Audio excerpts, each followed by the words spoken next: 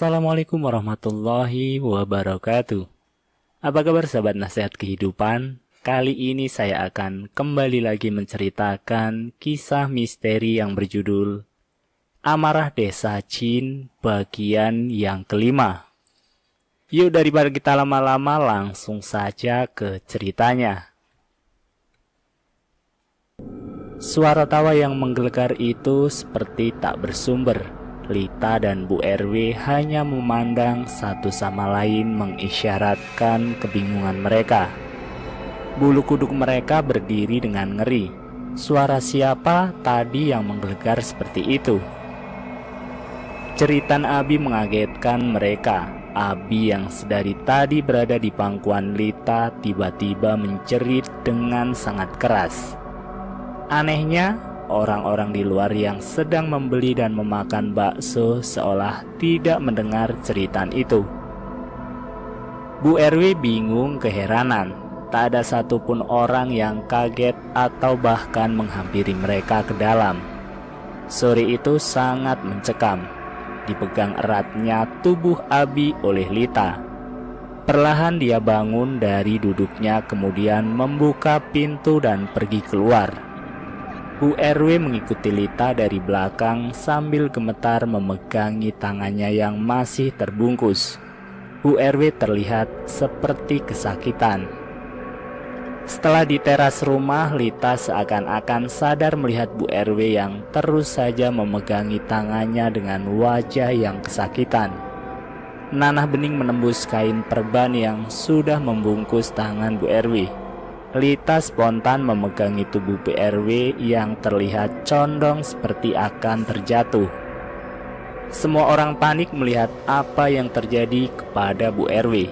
Menantunya yang sedang asyik mengobrol sambil memakan bakso yang dipesannya, tiba-tiba berlari menghampiri Bu RW yang masih dipegangi Lita dan Anto. Mereka pun membawanya untuk duduk di kursi sementara menantunya menelpon suaminya, yakni anak dari Bu RW, yaitu Jaka. Tak berselang lama, Jaka datang dengan mobilnya dan berwajah sangat panik. Dengan cepat ia keluar dari mobil dan langsung menghampiri ibunya. Kemudian meminta Anto untuk menggotong Bu RW agar masuk ke dalam mobil. Menantunya kemudian ikut masuk dan melambaikan tangan dari dalam mobil dengan kaca jendela yang setengah terbuka. Lita hanya tertegun bingung apa semengerikan itu yang dirasakan Bu RW. Ia menengok ke arah Abi yang sedang asyik bermain tapi sendiri. Lita kemudian terduduk di lantai sementara para pelanggan yang tadi ada di sini satu persatu selesai makan dan kemudian pergi, hingga tempat itu kembali sepi. "Ada apa, Neng? Kok bisa kayak gitu?"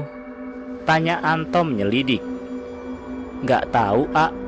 Aku cuma kaget aja ngelihat Ibu RW," terang Lita yang masih saja terduduk di lantai teras rumahnya. "Terus kamu tahu tangannya Ibu RW itu kenapa?" tanya Anto kembali.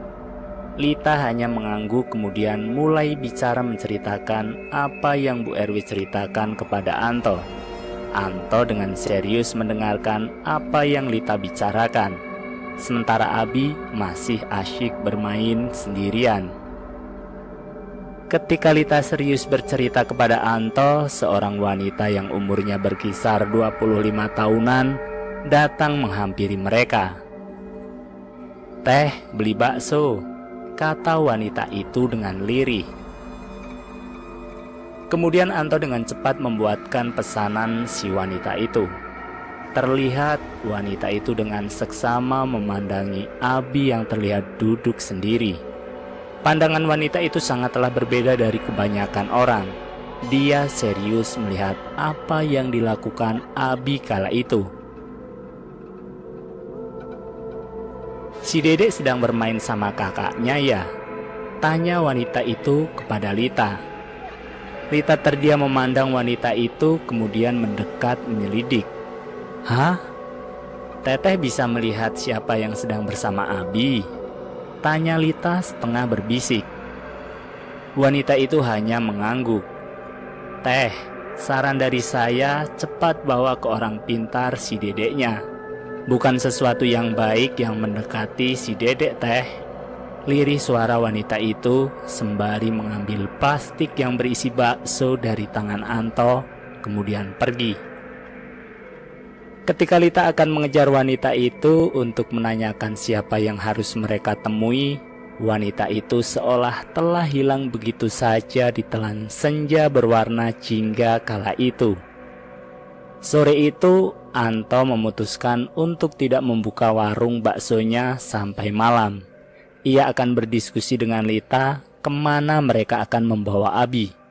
Di tengah diskusi mereka, Anto teringat kepada seseorang yang ia kenal yang tinggal tidak terlalu jauh dari pemukiman mereka. Hanya saja jalan yang harus ditempuh agak terjal untuk menuju ke rumahnya.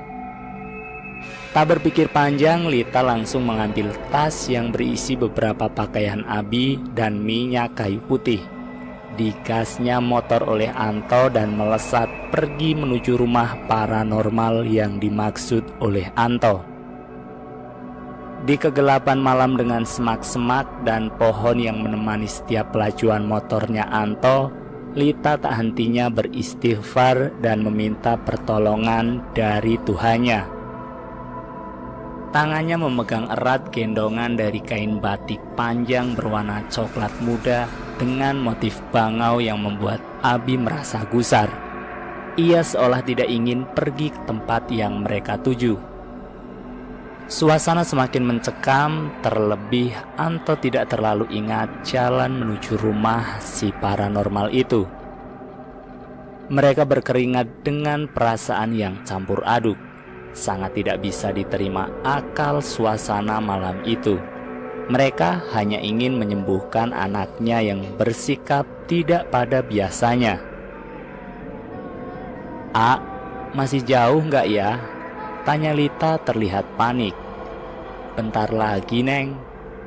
Lita hanya mengangguk sambil terus memegangi Abi yang berada di gendongannya. Tangan kirinya memegang erat jaket yang dikenakan Anto malam itu. Semilir angin malam memeluk erat tubuh mereka bertiga. Ranting-ranting pohon menjalar seperti tangan yang berusaha menggapai. Suara burung malam mengetuk ngeri perasaan mereka. Tak ada motor lain kala itu, suasana sangat sepi dan sunyi sekali. Hanya suara bising motornya yang bergejolak berharap cepat sampai. Cahaya lampu yang terlihat dari kejauhan membuat Lita sedikit merasa lega.